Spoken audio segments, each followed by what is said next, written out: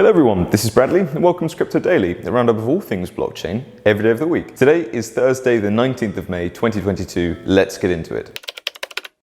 Now, Robinhood has launched a new non-custodial Web3 wallet to rival Metamask. And the reason why this is so interesting is that Robinhood is allowing the users themselves to hold the keys for their own crypto assets, much like Metamask. They mentioned that this new multi-chain Web3 wallet will launch as a standalone app, and customers will be able to hold the keys for their own crypto, to access dApps, to trade and swap crypto with no network fees, to store NFTs and connect to NFT marketplaces, to earn yield using their assets, and ultimately to access a variety of different crypto assets. At Robinhood, we believe that crypto is more than just an asset class. By offering the same low cost and great design that people come to expect from Robinhood, our Web3 wallet will make it easier for everyone to hold their own keys and experience all of the opportunities that the open financial system has to offer. Now, this statement comes from Vlad Tenev, the co-founder and CEO of Robinhood, in a recent press release. For now, Robinhood's customers can join this non-custodial wallet by signing up for its waitlist. Its beta program will be available later this summer, and Robinhood noted that the wallet is set to be deployed fully by the end of the year. Robinhood has been trying its best over the past couple of years to be the go-to platform for crypto investors, regardless of the space they're interested in. In 2018, the project launched cryptocurrency trading, but without the ability to transfer tokens to external wallets. But in 2021, the project unveiled plans to enable external withdrawals, a move that would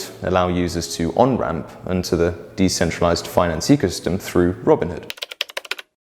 Now, the G7 political forum, which comprises of Canada, France, Germany, Italy, Japan, the UK, and the United States, will likely discuss crypto regulation at a meeting of finance chiefs in Germany this week, as per Reuters. Now, the recent market turbulence in the crypto market is a real wake-up call for the urgent need for global regulation. And this is something that the French central bank head stated. Web3 social graph Lens protocol by Ape went live on the Polygon blockchain today. It has been designed to empower creators to own the links between themselves and their community, forming a fully composable, user-owned social graph, they said. The project was announced earlier this year. Terraform Labs, the infamous issuer of the Terra Luna token, has admitted that a small number of its employees had left the company in just the space of a few days. This is following reports that its chief legal advisor and two other legal team members had quit the company after recent issues surrounding subsequent fallout of the currency. Yonhap quoted the firm as claiming that most of its employees were firmly committed to carrying out the project's mission. The firm added that with its incredibly passionate community and clear vision of how its ecosystem will be rebuilt, the future is bright. But we'll see. Auditing giant KPMG UK recently announced that it has appointed Ian Taylor as a director within the firm's financial services practice to lead the firm's crypto and digital assets team. Now, prior to joining KPMG, Taylor was the executive director of Crypto UK. This is the UK's trade association, representing more than 120 companies from across the UK digital asset sector. Hardware wallet Ledger is adding a browser extension for the Safari web browser called Ledger Connect that will allow users of Ledger hardware wallets to connect with Web3 applications without the need for third-party dependencies. The new feature will initially be compatible with the Ledger Nano X and also mobile Safari.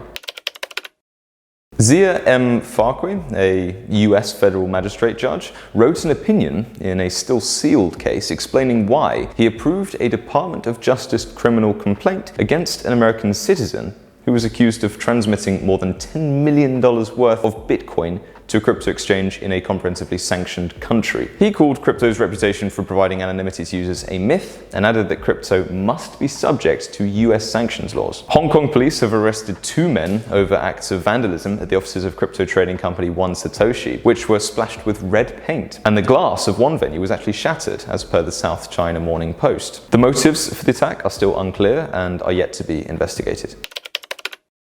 Now, this is quite a big story. CPI in the UK has rose by 9% in the 12 months to April 2022, up from 7% in March, according to data from the Office for National Statistics. On a monthly basis, CPI rose by 2.5% in April 2022, compared with a rise of just 0.6% in April of last year.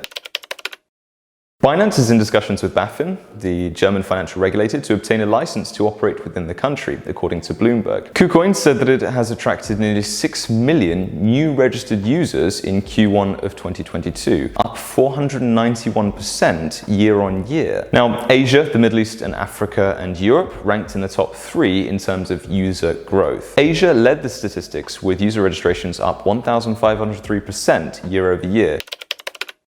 On-chain data platform Nansen has said that it has bought DeFi portfolio tracker Ape Board for an undisclosed sum. In the coming months, Nansen will onboard the Ape Board team, while the Ape Board service will remain a free and open product. Blockchain investment firm Fortis Digital Ventures has launched a digital asset fund with an altcoin focus that aims to bridge the gap between traditional and decentralized finance. The fund requires clients to have at least $2.5 million net worth to invest in the first place. Crypto asset management firm Ikigai announced the launch of its first ever venture fund, the Ikigai Trust Revolution Opportunities Fund, worth $30 million.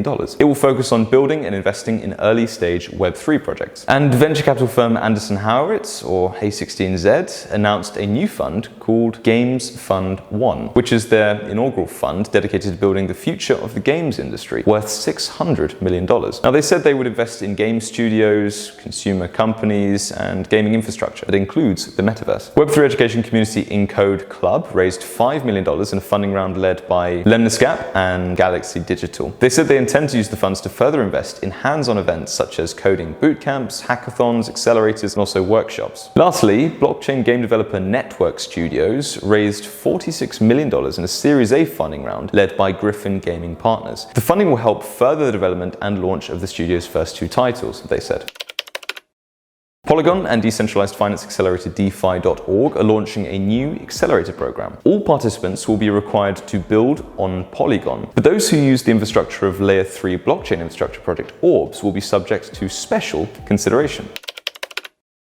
Argo blockchain has generated $19.5 million in revenue in the first quarter of this year. This is a 9% increase over the same period in 2021, which they say is due to their growth in hash rate throughout 2021 and partially offset by lower Bitcoin prices in Q1 of 2022. The company produced a net income of $2.1 million in this year's first quarter versus $25 million in Q1 of 2021 and explained that net income dropped year on year due to the market correction and increased costs, among other things. Now, digital collectibles marketplace Limewire has announced its partnership with music giant Universal Music Group, UMG. Now, this is to make music-related NFTs. Artists that are signed to UMG can now offer things like audio recordings, audiovisual content, and backstage footage, and also any artwork and images as NFTs on the Limewire marketplace. They can also sell them directly to fans and collectors. The visual content creator and marketplace Getty Images and digital collectible company Candy Digital announced a new multi-year partnership agreement that makes Candy Digital the exclusive developer and marketplace for Getty Images NFTs. Well, anyway, that's it for your daily roundup. And remember, we post news every single day of the week without fail. So don't forget to subscribe and hit the bell notification so you're always up to date in everything crypto. And I will see you tomorrow.